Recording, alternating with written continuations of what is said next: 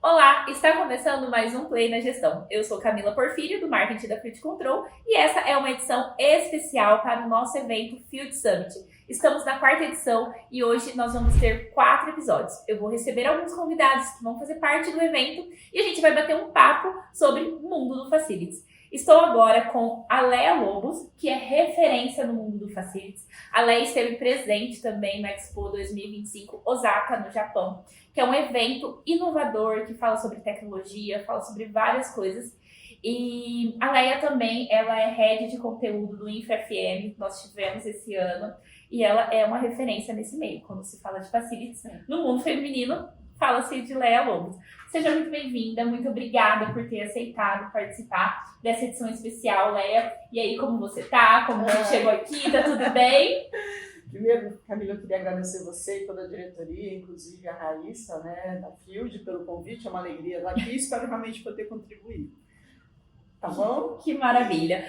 Eu falei do InfraFM, né? A Rai conheceu a Leia Lobos no InfraFM, que a gente esteve presente, né, com o stand, e foi aí que a gente começou a nossa relação. E Leia, eu falei do Expo Osaka, né, 2025.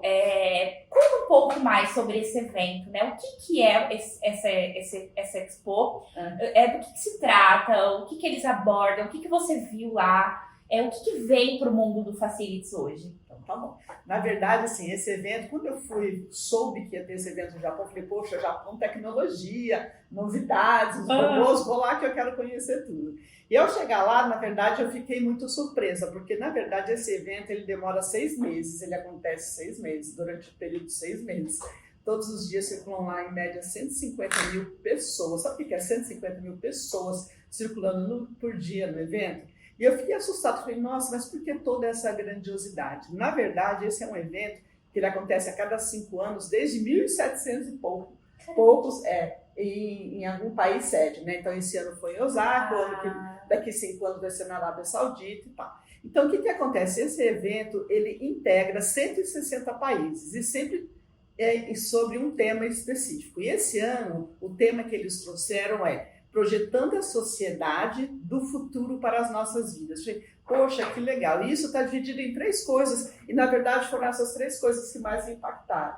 A primeira delas é como que a gente salva vidas. Então, quer dizer, 160 países preocupados, né, assim, projetando a sociedade do futuro e preocupados como é que a gente pode salvar vidas. E quando ele fala salvar vidas, é cuidar da saúde, do meio ambiente, do clima. O segundo ponto que eles colocam é como que eu empodero vidas. De novo, né, a gente está falando de gente, está falando de pessoas, né? E aí, quando eu falo em empoderar, a gente está falando de inovação, de tecnologia, de educação. E tecnologia é tudo que você possa imaginar, tá bom? Incluindo aí hoje a IA, né, que está mudando muitos negócios. E a terceira coisa super importante era conectar vidas. O que é isso? É trazer todo mundo para a mesma cultura, ou do seu país, ou da sua empresa. Eles falaram muito de mobilidade. Os países hoje têm uma dificuldade muito grande com as questões urbanas como um todo, né? E principalmente aí a questão da inclusão. Então, quer dizer, quando você fala que você tem 160 países reunidos para discutir o futuro, e tudo isso está voltado para as pessoas, isso realmente me emocionou. Falei, nossa, pela primeira vez a gente assim... Porque no caso do Japão e vários países, inclusive aqui do Brasil, tecnologia já faz parte do dia a dia. Talvez não tanto com o mesmo volume que as pessoas desejam, etc. e tal, mas já está no dia a dia do trabalho, né? E aqui a gente está falando de uma coisa muito importante que é vidas. E hoje, se você perguntar o que vai acontecer daqui a 5 anos, eu não sei, você não sabe. Eu estive num evento chamado Might Summit essa semana e ninguém sabe o que vai acontecer daqui a 5 anos. Por quê? As pessoas são confusas. E por que a gente está confusa? Vocês ainda são jovens, são mais da área da tecnologia, mas eu tenho 60, já vou fazer 60 ainda. Eu vim de uma época lá atrás, onde falava-se em telex, etc e tal, e eu passei por várias gerações. E tudo isso, assim, de repente a gente tem que entrar dentro de uma coisa de tecnologia, de inteligência artificial, que a gente não estava preparado para isso. Então, as pessoas estão muito assustadas, né, com isso, tanto que aí a questão de saúde mental ela é muito grande, você também deve saber disso. Então, quer dizer, todos esses pontos estão fazendo com que as empresas precisam parar e falar, poxa, eu preciso de ambientes, aí falando um pouco de facilities, que eu consiga receber todas essas pessoas e acomodá-las de forma que elas fiquem bem, um estado emocional legal. Eu preciso organizar toda a minha diretoria, todos os gestores, todas as pessoas, para que elas se respeitem no ambiente de trabalho. Eu tenho conhecimento, você tem outro conhecimento, ele tem outro conhecimento, cada um de nós contribui para que esse negócio aconteça, para as coisas que se fortaleçam. Então está faltando, na verdade, hoje a gente vê muitas pessoas, não, eu cuido só do meu quadrado, eu só faço isso, e não tem essa conexão, não tem essa interligação. E, ao mesmo tempo, o próprio individualismo de todo ser humano, né, que também está muito forte, exatamente porque está todo mundo meio ansioso demais, preocupado com a vida, como é que eu vou pagar minhas contas se eu perder meu emprego, a situação está difícil, está tudo muito complicado, né? Então, você vê aí uma preocupação muito grande, né, de parar. Quer dizer, a tecnologia é importante? Olha, é super importante, mas não adianta você ter tecnologia nenhuma se as pessoas que estão no ambiente de trabalho, elas não estão felizes. Então, hoje, um grande desafio das empresas e do mundo, e por isso esse tema lá na Expo Osaka, é exatamente esse. Como que a gente traz as pessoas, né, para esse bem-estar bem, para essa felicidade, entendendo que o mundo ele é torto, sim, o mundo tem desafios, ele traz desafios, sim, e a gente tem que ter essa resiliência para trabalhar com tudo isso, mas principalmente nos relacionarmos de uma forma diferente dentro das companhias. Então, eu acho que a questão aí, a inovação no Japão foi o ponto que me chamou mais atenção e que é um dos temas que está sendo muito comentado no mundo inteiro hoje, como cuidar das pessoas no ambiente de trabalho. Nossa, Leia, muito bacana isso que você trouxe. E uma visão minha, tá, particular, não sei se você concorda, mas eu sinto que com chegada de IA, inovação, isso tudo é muito importante pra gente. Mas a gente tem um excesso de informação. Sim. Então, são muitas informações chegando ao mesmo tempo e às vezes a gente quer aplicar tudo, né? Uhum. E só que a gente não consegue aplicar tudo, porque se você for aplicar todas as IAs, todas, né, as notícias que vão chegando, é muita coisa, e aí isso acaba mexendo com o nosso psicológico. Porque a gente aplica, né? exatamente, não somos super-heróis. Porque a sensação que eu tenho é que se a gente não aplicar agora, a gente vai ficar pra trás, e aí se eu ficar pra trás, e, sabe, entra naquele bolo. Uhum.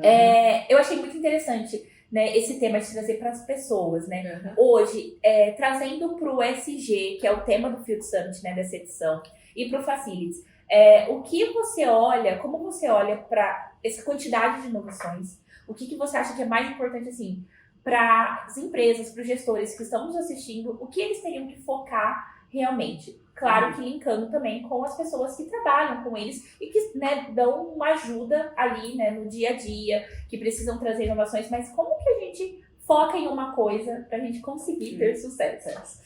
De novo, é a integração. Por exemplo, quando a gente fala ESG, é sempre importante lembrar que o G é de governança. E governança quer dizer, como o G lá do ESG, a governança, ela trabalha os aspectos sociais, econômicos e ambientais. Exatamente, tá? Então, por exemplo, se eu vou numa área de RH, RH tem um papel. Se eu vou na área jurídica, cada um tem um papel dentro do ESG, cada um pode trabalhar de uma maneira. Quando a gente vai para a área de facilities, quando a gente vai para a área de manutenção, a gente está falando de áreas que são muito importantes dentro do contexto do ESG. Por quê?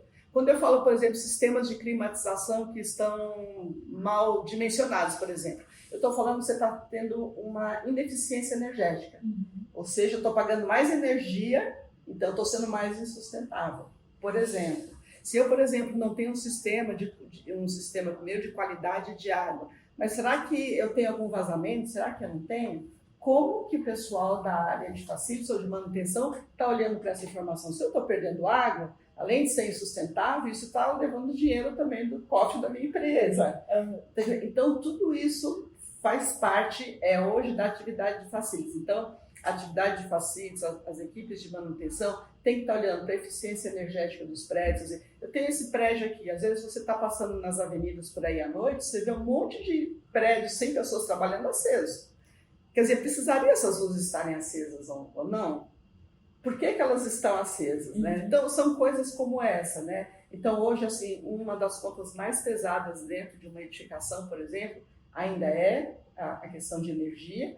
E aí você fala de climatização, você fala dos elevadores, se está subindo, se está descendo corretamente. Quer dizer, você tem várias coisas que estão ligadas a isso. Então, hoje, os gestores como um todo, né, eles precisam entender que a área de manutenção e facilities, elas são, assim, primordiais para que essa área de ESG funcione corretamente. Então, se eu tivesse que fazer uma divisão, sabe, pesquisa e desenvolvimento tem 20%, área comercial talvez tenha 5%, tal. Mas a área de facilities e manutenção, ela certamente é responsável aí por essa eficiência em termos de mais ou menos 60% a 70%. Legal. Então, quer dizer, cada vez mais essa é uma área importante para as organizações. Quer dizer, não adianta você ter, por exemplo, um prédio que tem um gerador que não funciona, e acaba a luz em São Paulo, como acaba o tempo inteiro, tá certo? E você para o seu negócio porque não tem energia. Sim. Mas assim, o gerador não entrou porque não recebeu manutenção. Quanto que a empresa pode perder com isso? Então, são coisas que a gente está falando, que vai impactar a governança, que vai impactar o econômico, que vai impactar coisa que também vai impactar o social, que a gente está falando de pessoas, né? Sim, e toda essa área, tecnologia é de suma importância, né, para que a gente consiga ter esses bons resultados e conseguir medir, né, sobre manutenção, facilities e tudo mais. Nessa feira, na Expo 2025 Osaka, teve alguma tecnologia que você viu que ainda não chegou aqui no Brasil? Na verdade, lá teve todas as tecnologias. E todas essas tecnologias já estão disponíveis no Brasil. Aliás, eu queria deixar um recado. A gente sempre fica achando que os outros lugares são melhores que o Brasil, que tudo lá funciona melhor, etc. e tal. E as coisas não funcionam bem assim. Cada local, cada país, ele tem as suas coisas boas e as suas coisas ruins, e não é diferente do Brasil, em lugar nenhum. Então, assim, a gente também tem que perder um pouquinho essa coisa, complexo vira-lata, as coisas não chegam aqui. Hoje, o que acontece é que tecnologia, né, a partir do momento que ela começa a se desenvolver, ela vai ficando mais barata. Mas quando ela está chegando, ela ainda está muito cara, e não são todas as empresas que se planejaram, que têm disponibilidade para fazer o investimento em determinado momento. Sim. Uma outra coisa é o seguinte, tem muita tecnologia. Eu preciso implantar tudo. Você não precisa implantar tudo. Você precisa entender primeiro qual é a demanda que você tem no seu negócio. Qual é o perfil do seu negócio. O que é importante para o seu negócio. E a partir daí você começa, né, de uma maneira gradual e implementando aquilo que faz sentido, né? Porque às vezes, quer dizer, a quantidade de informações que chegam sobre tecnologias, ela é tão extensa, que a gente fala, meu Deus, por onde eu muita começo? coisa, né? Por que eu vou implantar primeiro? O que vai funcionar ou não? E aí tem aquele medo, né? Porque são muitas coisas e você pode implantar uma coisa e funcionar. Sim. Pode implantar outra coisa e não funcionar. Não funcionar. Lógico que nessa experiência que você falou que a gente teve na Expo Osaka, desde a hora que você entra no controle de acesso até a hora que você visita cada um dos estandes, eles controlam tudo que você possa imaginar. Eles controlam o controle de acesso, o número de pessoas, se o número de pessoas que entraram no stand, olha, esse número de pessoas está muito grande, vamos fechar a porta, quando começar a sair eu deixo, porque eles têm um controle de quantas pessoas estão na sala. A climatização está gelada, teve algum problema, não teve algum problema. Então, tudo lá funciona, imagina assim, só que são 160 estandes e todos eles como se fosse um prédio com todas as tecnologias integradas. Numa automação inteligente, tudo funcionando, coisas que a gente também tem aqui no Brasil à nossa disposição. O que é diferente, lógico, é o valor, o investimento que é necessário para se fazer essas adoções. Vou dar um exemplo. Lá você, por exemplo, eles pensaram todos os estandes foram feitos com tecnologia BIM. Por exemplo, se todos os prédios aqui no Brasil fossem feitos com tecnologia BIM, você conseguiria fazer uma manutenção com muito mais facilidade, porque você entra na plataforma, você consegue identificar e escolher tudo. Lá eles utilizaram também Digital Twins. O que quer dizer isso? Eles tinham todos os estandes com todos os seus equipamentos, né, dentro de uma sala e de forma gêmea, né? Por isso que é gêmeo, né? O real e a parte gêmea. E eles conseguiam lá, na verdade, fazer a alteração que fosse necessária, tudo isso à distância, todo esse gerenciamento à distância. Então, quer dizer, todas essas tecnologias estão disponíveis. Agora, hoje você tem aí, por exemplo, os IoTs, né? A gente coloca os IoTs em vários lugares, em bombas, um monte de coisa aí que o pessoal de manutenção sabe, e ele consegue trazer para você um monte de resultados, um monte de planilhas também. Mas uma coisa bastante interessante que eu acho que a gente pode até falar sobre tecnologia, que a tecnologia acaba trazendo para os gestores uma quantidade muito grande de dados e informações. O que está faltando são pessoas que entendam que leiam esses dados e a partir desses dados tomem uma decisão mais acertada para o seu negócio. Aliás, um outro evento que a gente foi, que é do IFMA, que foi em Minneapolis esse ano, eles fizeram lá uma pesquisa, essa foi nos Estados Unidos, e a função que mais vai crescer nos próximos anos dentro do segmento de facilities é o analista de dados. Legal. Isso quer dizer, se está crescendo a analista de dados, é porque as tecnologias estão sendo implantadas, os relatórios estão disponíveis. Eles estão vindo, mas a gente não tem como ler. E aí não adianta nada a gente ter dado e não fazer nada com ele, né? Fazer nada com Porque vai ficar ali parado e a gente vai continuar na mesma, né? Exatamente. Léa, é muito legal você compartilhar um pouco dessa experiência, né? De estar numa feira desse porte grandiosa. E eu gostaria que você deixasse, de repente, uma dica para esses gestores, né? Se você pudesse dar uma dica para o gestor hoje de facilities, qual seria? Aí eu vou dar uma dica que é mais ou menos Você já deu várias, né? Durante o episódio foram várias dicas. Eu fiquei, gente, como que eu vou pedir pra dar uma dica de ouro agora? Uma dica de ouro. Essa eu aprendi essa semana, achei maravilhosa. Eu estava num evento e o maestro deu essa dica. Ele levantou para a plateia e perguntou mais ou menos assim: quantos dedos eu tenho? Quantos dedos você acha que a plateia respondeu? Sim. Não. 10. Quantos dedos eu tenho? Eu tenho 5 aqui, 5 aqui, 5 nos pés e 5 aqui. Eu tenho 20 dedos. Então, a gente precisa, gestor, começar a olhar as coisas de uma maneira um pouco mais ampla, um pouco mais horizontal, sistêmica. E mais do que isso, quando eu falo que eu tenho 20 dedos, né, pés, que são os pés e das mãos, eu tenho isso com todos os colaboradores que trabalham comigo. E quando a gente junta todas essas mãos e todos esses pés para trabalhar em prol de um objetivo, o sucesso é que essa orquestra vai funcionar de uma maneira exemplar. Por quê? Porque eu estou integrando as pessoas, eu estou fazendo com que as pessoas se entendam, cada uma dentro do seu departamento, mas elas não deixam de conversar. E elas conversando, elas conseguem, na verdade, trazer o de melhor que essa empresa pode ter. Que é esse capital humano, somado com as tecnologias, sabe? Mas trabalhando de uma forma integrada. Então, o que a gente vê hoje, assim, são gestores também preocupados, como você falou no início, meu Deus, essa ansiedade, o que eu faço, né? Tá todo mundo com essa mesma ansiedade. Então, vamos respirar, para 3 vezes, né? Vamos respirar, vamos observar todo o capital humano que a gente tem, cada um tem um conhecimento, e todo esse conhecimento, se somado, tem um valor assim que não dá para você comparar. É mais ou menos aqui na Fields, né? Você, pega ele, pega todo mundo, se somar não sei quantos funcionários vocês são. 150. 150 funcionários. Olha o capital de conhecimento que todos esses 150 funcionários têm. Esse capital de conhecimento, né? Todos os dedos, 150 vezes 4, é mais ou menos isso. Né? Vocês têm aí um grupo assim, de profissionais com enorme capacidade de mover montanhas. Mas para isso, né, certamente, está trabalhando, lógico, em conjunto, integrado, usar o melhor da tecnologia, usar o que dá para usar e ir crescendo conforme as coisas caminham. Então, acho que a minha mensagem é essa. A gente precisa ser um pouco mais humano, a gente precisa ter um pouco mais de empatia, tem que olhar para o outro, tem que entender, porque todo mundo tem o seu dia que às vezes a gente não está tão bem assim. Exatamente. Então, acho que a mensagem é essa. E no final do dia, mais do que tecnologia, vamos pegar o capital humano que a gente tem. Aliás, tem outro exemplo que eu gosto muito, só para finalizar aqui.